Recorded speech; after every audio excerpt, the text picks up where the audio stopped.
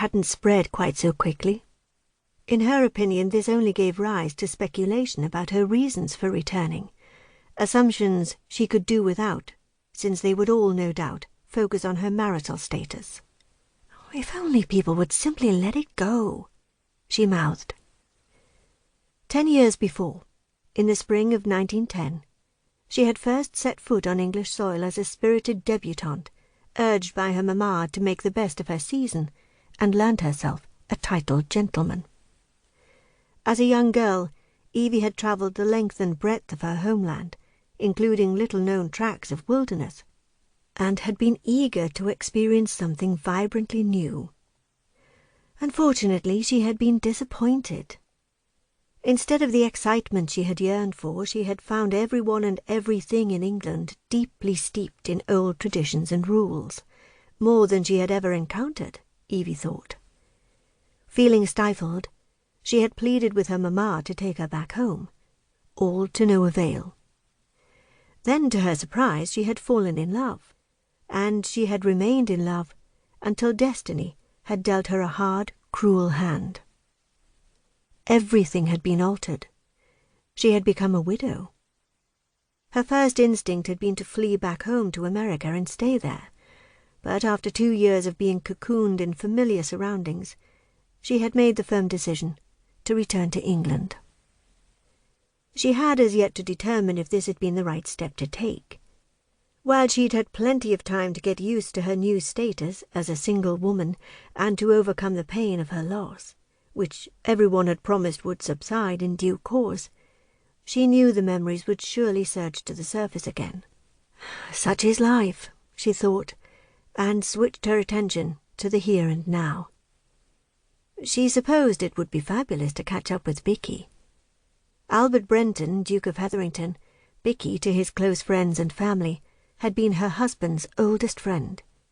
He of all people would understand why she'd chosen to stay away. "Tom?" "Yes, ma'am?" "I slept like a log.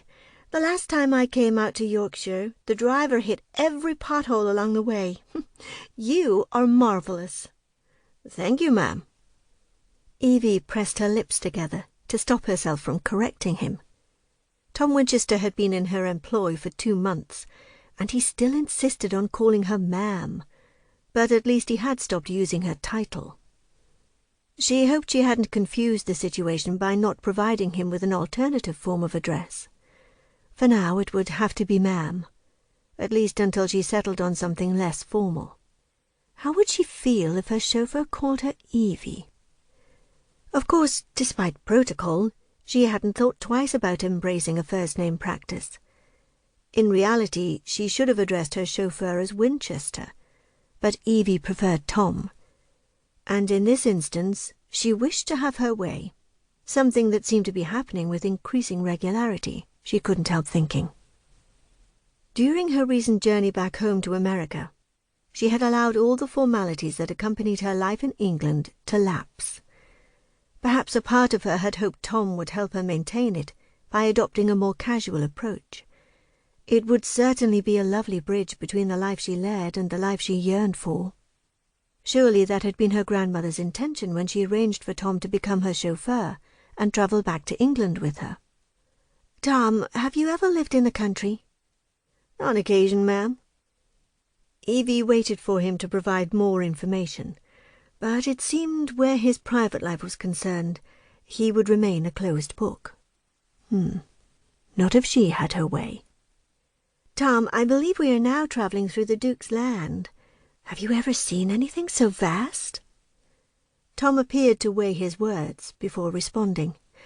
"Yes, ma'am, in Texas, although this is much greener." Surprised to hear more than a yes or no answer, Evie smiled. The distraction she had sought did not last. A sense of trepidation swept through her. The last time she had travelled this way, she had been blissfully happy.